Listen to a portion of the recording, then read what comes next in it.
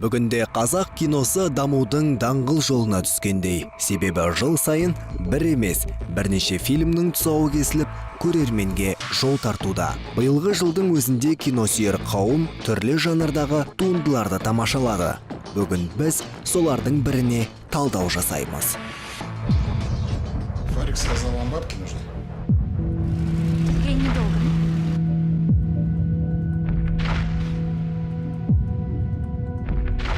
Жігіттердің бұл жерде істеген жұмыстары жанкештілік.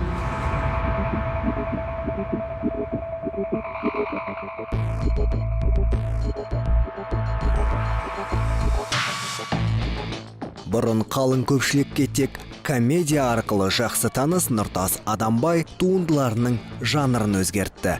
Биылғы күзде алғаш рет ол туған қаласының атауын беріп Тараз атты фильм түсірген болатын. Тараз фильмінің трейлерін көргелі бері мен оны қатты күттім, және де оның премьерасына бардым. Фильм маған қатты ұнады, жақсы әсер алдым. Ал фильмдегі Нұртас Адамбаевтың образы да маған қатты ұнады. Түсінгеніңіздей, бұл фильмде режиссер де, продюсер де, басты рөлдердің біріндегі актер да Нұртас Адамбайдың өзі. Оның Сабина келінді сомдағанына үйреніп қалған көрермендер арасында таңырқай қарағандар көп. Одан бөлек те картинаның кемшін тұстарын байқағандар бар. Адамбаевтың фильмде де бір көңіл толмайтын тұстар бар. Мысалы, кейбір жалпы оқиғаның сюжеттің созылыңқылығы. Мысалы, бұл фильмді мен ойлаймын, телефильм ретінде 4-5 сериядан тұратын етіп түсіретін болса, ол өте қызықты туынды шығар еді. Жалпы толық метраж үшін, үлкен кино үшін бұл сәл созылыңқы болып кеткен сияқты, және оқиғалардың тым баяу жүруі, әлсіз өрбуі дер едім. Сын түзелмей, мін түзелмейді. Кемшілігі болса да, мұндай фильмдер біздің киноиндустрияға керек. Айтпақшы, Нұртас аталмыш киноны бас-аяғы бір айда таспалап, өңдеп көрерменге ұсынды. Негізі фильм, әдетте фильмдер кейде жарты жылға, бір жылға созылып жатады.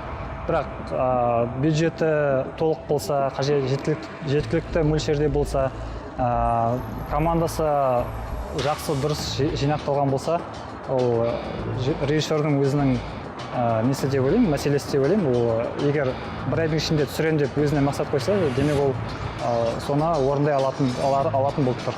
Бұл енді түсірілім процесі көрерменге қатты, көрерменнің әсер алуына көп әсер ете бермейді негізі.